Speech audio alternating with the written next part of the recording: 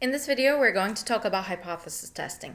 We're going to start with hypothesis testing via a confidence interval. We're then going to introduce formal hypothesis testing using p-values, as well as talk about one- and two-sided tests. Let's start with the hypotheses. First is the null hypothesis, usually denoted H0. This is often either a skeptical perspective or a claim to be tested.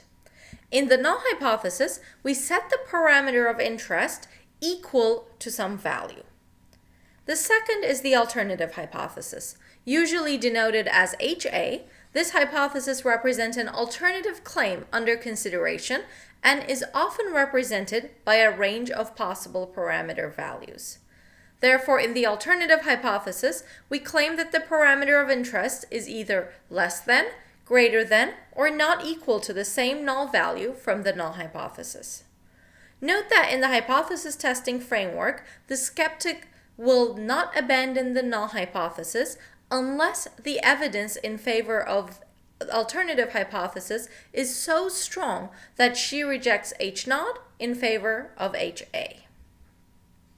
Earlier, we calculated a 95% confidence interval for the average number of exclusive relationships college students have been in to be 2.7 to 3.7. Based on this confidence interval, do these data support the hypothesis that college students, on average, have been in more than 3 exclusive relationships? We start with setting our hypotheses. Our null hypothesis is that mu is equal to 3. College students have been in 3 exclusive relationships on average. Our alternative hypothesis is mu is greater than 3. College students have been in more than 3 exclusive relationships on average. Usually the notation is sufficient, so if you're doing some practice problems, you don't necessarily have to write it out in English as well. However, at least try saying it to yourself, because to do the assignment of what does mu mean, what is the parameter of interest, is really important and is often overlooked. Our interval spans from 2.7 to 3.7, and the null value of 3 is actually included in the interval. The interval says that any value within it could conceivably be the true population mean. Therefore, we cannot reject the null hypothesis in favor of the alternative. This is a quick and dirty approach for hypothesis testing. However, it doesn't tell us the likelihood of certain outcomes under the null hypothesis. In other words, it does not tell us the p-value, based on which we can make decisions on the hypotheses. Before we proceed, though, note that the hypotheses are always about the population parameters and never about the sample statistics. We would never hypothesize about X bar in a hypothesis test, but we might hypothesize about mu because we don't know what mu is versus we know exactly what X bar is. The p-value, as you remember, is the probability of observed or more extreme outcome given that the null hypothesis is true. So in context of the data we've been working with, this is the probability of X bar being greater than 3.2, greater than the observed average, given that the true population mean is 3. That's coming from our null hypothesis. Since we're assuming null hypothesis to be true, we can use that to construct the sampling distribution based on the central limit theorem. We have X bar that's nearly normally distributed with mean 3 and standard error 0.246. We calculated the standard error before as well, and the 3 simply comes from the null hypothesis since we're assuming that it is true.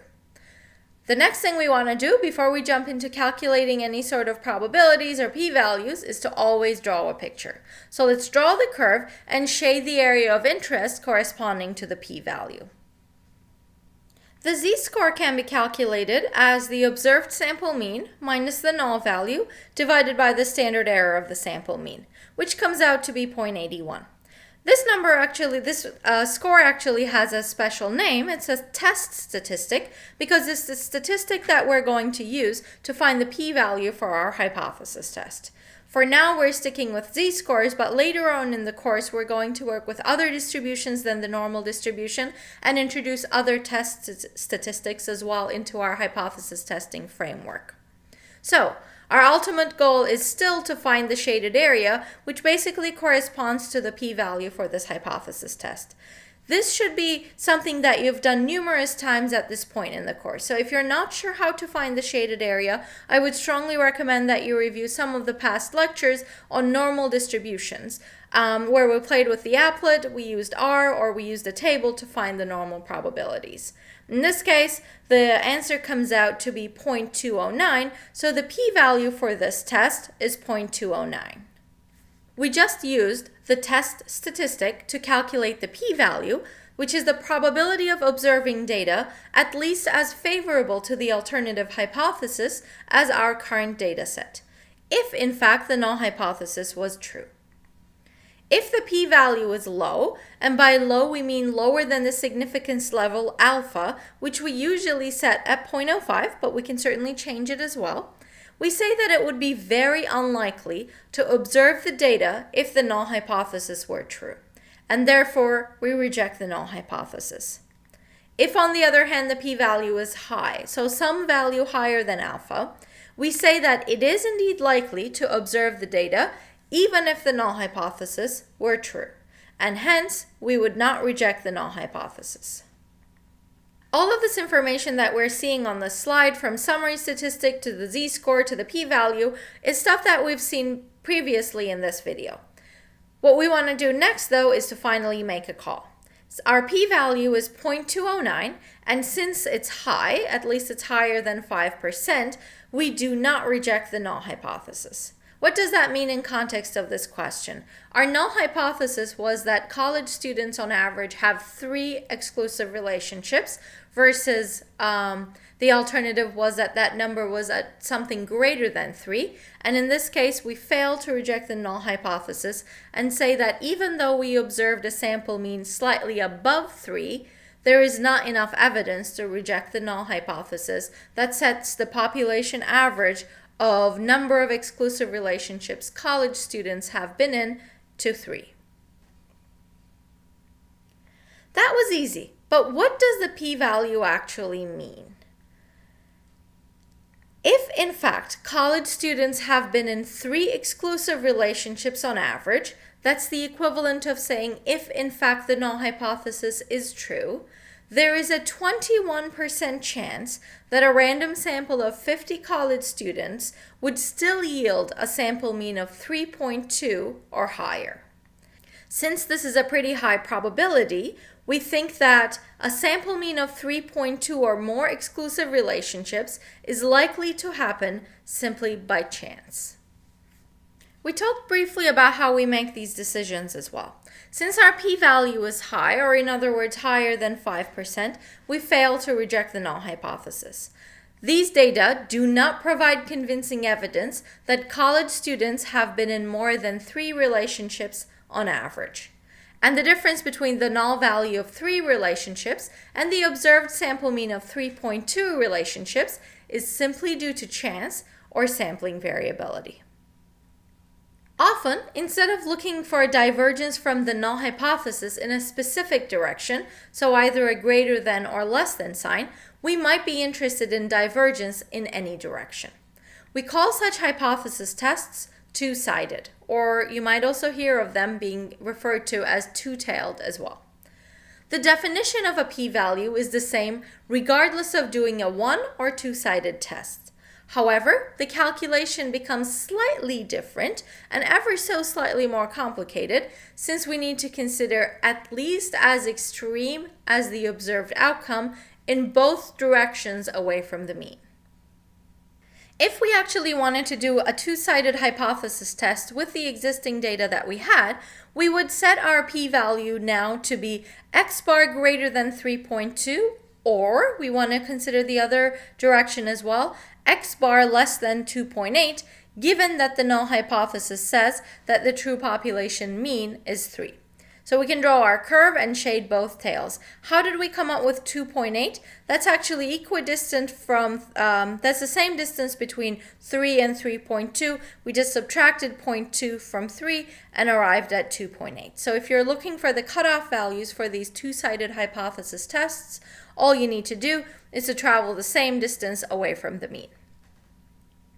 To find this probability, we had already seen that the upper tail was 0.209, since this is a symmetric distribution, the lower tail will also be 0.209, and therefore our p-value is simply going to be the probability on the upper tail plus the probability on the lower tail, which comes out to be just twice what we have in one tail, roughly 41.8%. To recap, how do we do hypothesis testing for a single mean? There are a bunch of steps that we've gone through, and it will be useful to collect them in one slide so that you can refer back to them later. First, we always set the hypotheses. Our null hypothesis sets a population parameter. In this case, we're focusing on means only, so I'll give the examples about the means. So that's a mu, not an x bar, equal to some null value. And the alternative hypothesis either has a less than, greater than, or not equal to sign, and again compares the parameter of interest to the same null value that we have. The second step is to calculate the point estimate. If my parameter of interest is a population mean, my point estimate is going to be a sample mean. So in this case, if I had the raw data, I would be calculating x bar from it before I proceed further. Next, we check the conditions. Remember that this is a method that once again relies on the central limit theorem. So the conditions that we see here are going to be very similar to the conditions that we've seen with the central limit theorem or the confidence intervals we've done before. The first one is independence. So sampled observations must be independent of each other with respect to the variable of interest. If we have an observational study, we want a random sample. If we have an experiment, we want a random assignment. In addition, if we're sampling without replacement, we want to make sure that our sample isn't too large compared to our population. So we want to leave it proportional at about 10%, so our sample size n should be less than 10% of our population. The second condition is about the sample size or skew. N needs to be greater than or equal to 30 to be able to use the techniques that we've learned so far as is. We're going to talk about what happens with smaller samples later, and actually N should probably be even larger if the population distribution is very skewed. So we always also want to try to take a look at a histogram, a box plot, a normal probability plot, whatever you can think of that would tell you something about the skewness of the data and might give us some insight into what type of a population it might be coming from. Next, we want to draw the sampling distribution, shade the p-value, and calculate the test statistic. Note that it's really important that you draw your distribution, because if you do and you shade your p-value, not only are you going to be able to better understand why you're going through the mechanics that you're going through, but also it's going to be much less prone to errors. The test statistic of interest here is a z-score, and we calculate it as our point estimate, the sample mean, minus the null value, the population mean, divided by the standard error of our point estimate or standard error of x bar. And we know that based on the central limit theorem, that value is simply s over square root of n, or if you happen to have access, sigma over square root of n. Lastly, we want to make a decision and interpret it in context. That's really important. We want to interpret everything that we see in context of the data we're working with or our research question. If the p-value is small, we reject the null hypothesis and conclude that the data provide convincing evidence for the alternative. Note that we're not trying to look for evidence for the null hypothesis at any point. It's always about the alternative that we're interested in. The null hypothesis is what we get to either reject or get stuck with.